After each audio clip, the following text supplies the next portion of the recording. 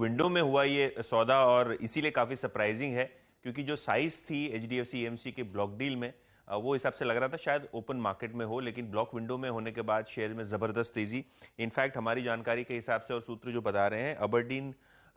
जो एक को स्पॉन्सर, एक को प्रमोटर है एचडीएफसी एएमसी का, उन्होंने अपना पूरा 10-10.25% हिस्सा यहाँ बेचा है। लगभग 2.2 करोड़ शेयर्स उन्होंने बेचे आज, और ये सौदा जो है आपको बहुत ही अच्छे दामों पे होता हुआ दिखाई पड़ा, जिसके बाद स्टॉक में ज़बरदस्त मोमेंटम 1873 के एवरेज प्राइस पे ये ब्लॉक डील आपको बीएससी पे होती हुई दिखाई पड़ी। और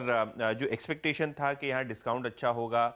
शायद ओपन मार्केट में होगा, वैसा कुछ हुआ नहीं, और इसीलिए स्टॉक में आपको शॉर्ट कवरिंग भी दिखाई पड़ी और स्टॉक में मोमेंटम भी अभी 7-8% का है। इनफैक्ट अगर ये स्टॉक यहाँ से भी 7-8% और मूव हो जाता है तो एमएससीआई की एलिजिबिलिटी में भी यहाँ मोमेंटम आपको दिख सकता है। तो क्लियरली बहुत सारे ट्रिगर्स के वजह से, और स्टॉक ऑलरेडी काफ़ी पिटा हुआ है, तो कहीं ना कहीं ये बाउंस बैक ट्रेड बहुत अच्छी तरीके से ब्लॉक डील के बाद शेप अप हो रहा है। और इसी बात आपका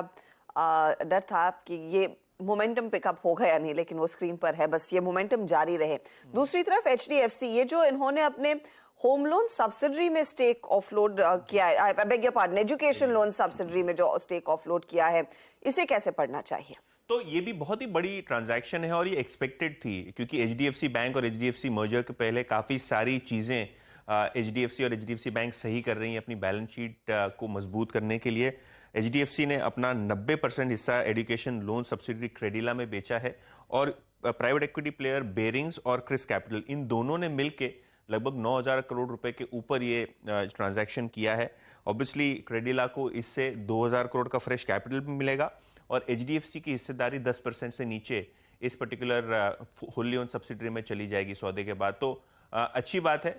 कंपनी को ग्रोथ कैपिटल भी मिल रहा है और एचडीएफसी लिमिटेड को एग्जिट भी मिल रहा है, जो ज़रूरी था ये मर्जर के पहले। तो ऑब्वियसली ये ट्रांजैक्शन की बात करें तो बैलेंस शीट पे और कैश आता हुआ दिखाई पड़ रहा है एचडीएफसी लिमिटेड के, जो ऑब्वियसली ये लोग एचडीएफसी लाइफ में हिस्सेदारी बढ़ाने के लिए भी यूज़ कर सकते हैं, और ग्रोथ कैपिटल के जरिए भी यहाँ आपको मर्जर के बाद चीज़ें शेप अप होती हुई दिखाई पड़ेंगी।